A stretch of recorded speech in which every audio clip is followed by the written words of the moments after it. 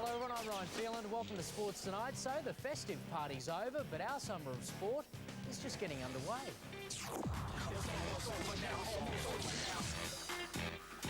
So, let's get this sporting party started. Catchers win matches. Will these come back to haunt the Aussies? He's got him. Two in a row. As Shane Watson gets his baggy green, will it go to his head? He talks frankly to Sports Tonight. It's just great to be able to finally play with all my heroes like Warney and Glenn McGrath as well. Summertime means tennis time, and the countdown to the Australian Open is on. We talk to the next big thing in Australian motorsport, and there's a cracker in the Premier League. It's El Kakori. It is special. It is very special. Keep your feet on the ground. Oh, and he's fought it over. This is Sports Tonight. We start with cricket, and Australia's bowlers have staged a remarkable comeback late on day one of the third test at the SCG. Pakistan had been in control after a maiden test century to opener Salman Butt. Baggy green cap. The first new baggy green of 2005 was a perfect fit for Shane Watson, and it was straight into the field when Pakistan decided to bat. You know, we've only gone in with the two recognised fast bowlers and Shane Watson, so we're going to have to bowl well and hopefully hold on to our catches. Ricky Ponting spoke too soon. The spillage started in the second over. It's gone, dropped him. Oh, Shane won. Next ball, a finer edge from Yasir Hamid for Adam Gilchrist. He's got him. Two in a row. Got to be a hat-trick this time. It's Gilchrist. The skipper consoled Gillespie, then threw the ball to first gamer Watson. He bowled the fastest deliveries of the day, but also copped some punishment. Fantastic batting. Yasir made the most of his lives, and after being promoted to Open, brought up 50 on lunch. The Aussies were desperate for a wicket, and just as the breakthrough seemed out of reach, no mistake from Michael Clark, Pakistan won for 102. That's in the air as well. That's out. That's it. Salman Butt passed 50 for the second time in as many tests and gave Watson a tough initiation with 3 fours in 1 over. Pressure built on Australia as Salman and Yunus Khan lifted the run rate. But after a 91-run stand, Stuart MacGill removed Khan for 46. Catch!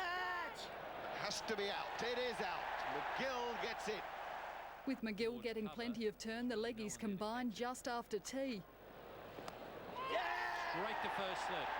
Playing his 4th test, a maiden century for 20-year-old Salman. Shouts of catch it, Glenn McGrath, and it's got past him, and there's his 100. Only just. But 8 runs later, McGrath came back into the attack and ended his innings. When MacGill snared Kamal and Afridi, a lot of good work by the tourists had been undone. Another full toss, and it's going down to Glenn McGrath. Catch this. Yes, he's got it. He's as safe as a house down there. When McGrath wasn't catching them, he was hitting the stumps. Pakistan's innings in tatters when they lost 5 for 20. But the star with the ball was SCG specialist MacGill. Yet another 5-wicket haul on the ground, bowling the Aussies back into the match. MacGill has 5 for 87 at stumps after bad light stopped play. That's also an ominous sign for the Aussies, who have to bat last on a pitch that's already turning.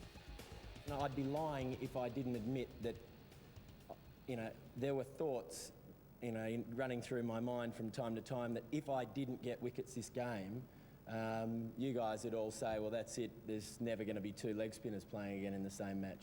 The first test back each time, just I don't know what it is. It just seems to get me, and I was definitely nervous right from the minute I got the ball in my hand. So I knew that once I took a wicket, it would change, and fortunately it did. And relief for Cricket Australia with a full-strength West Indies squad arriving today for the one-day series against the Aussies.